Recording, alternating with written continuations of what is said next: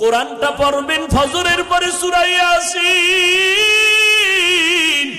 জোহরের নামাজের পরে সূরাতুর রহমান তেলাওয়াত করবেন, আসরের নামাজের পরে আম্মা ইয়াতাসাআলুন, মাগরিবের নামাজের পরে সূরা ওয়াকিয়া তেলাওয়াত করবেন, এশার নামাজের পরে সূরা মুলুক তেলাওয়াত করবেন। আপনার ঘর ফেরেশতারা পাহারা দিবে, আপনার ঘরে কোনোদিন চোর ডাকাত আসবে না, আপনার স্বামীর কামাই রুজিতে কোনোদিন অভাব লাগবে না। সূরা ইয়াসিনটা পড়া ভুলিয়েন না রে আম্মা জান। কপাল খারাপ, দুনিয়ার সব কিছুই শিখলেন, কোরআন পড়া শিখলেন না। আমি ছোটবেলার থেকে বলতেছিলাম, ভুলে গেছিলাম, আম্মা জান আমাদের গজল শিখাইতেন, আম্মা জান আমাদের কোরআন পড়া শিখাইছেন। ও পর্দার আড়ালের আম্মা জান, কেন কোরআন শিখলেন না রে মা? কোরআনের মতো আর এত মধুর তেলাওয়াত কই পাইবেন? ও পর্দার আড়ালের আম্মা জান, ওই আম্মা জান আয়েশার মতো আপনারাও নারী।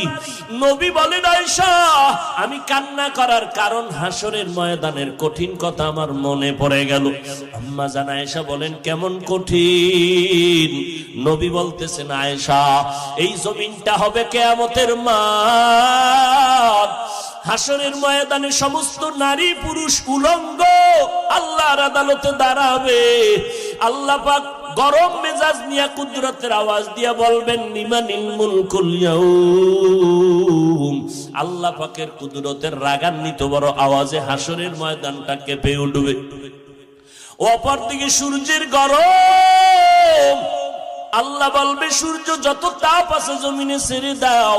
অন্যদিকে জাহান্নামের আওয়াজ, জাহান্নামের আওয়াজে হাসরের মাঠ থরথর করে কেঁপে উঠবে।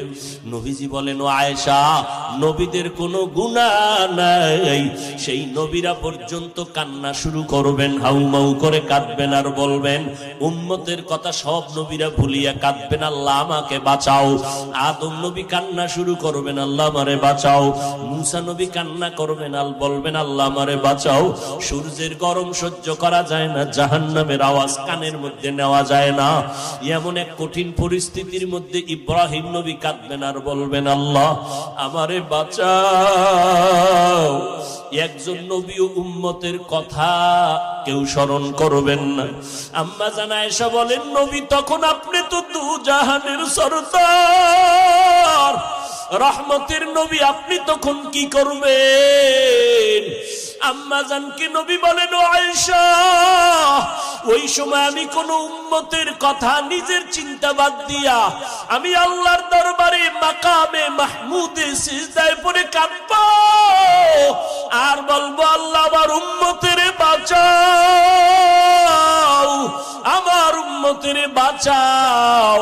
আমি একবারও আমাকে বাঁচানোর কথা বলবো না, আমি আমার মেয়েকে বাঁচাও বলবো না, আমি আমার স্ত্রীকে বাঁচাও বলবো না, আমি বলবো, আল্লাহ আমার উম্মতের বাঁচাও। আম্মা জান আয়েশা বলেন, আপনার কান্নার পরে কি হবে?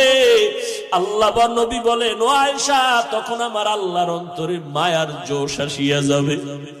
আমার আল্লাহ বলবে, নবী আপনি মোটেও কাঁদবেন না, মাথা উঁচু করেন, আপনাকে আমি এখনই সুযোগ দিচ্ছি রে নবী, আপনার একটা উম্মত আমি জাহান্নামে দিব না। আপনি বাঁচিয়া বাঁচিয়া এই কোটি মানুষের মধ্য থেকে উম্মত গুলো জান্নাতের দিকে নিয়ে যান। আম্মা জান বলেন, নবী তখন আপনি কি করবেন? নবী বলেন, আমি কোটি কোটি মানুষের মধ্যে উম্মত গুলো বাঁচিয়া আরশে আজিমের নিচে নিয়ে বসাবো।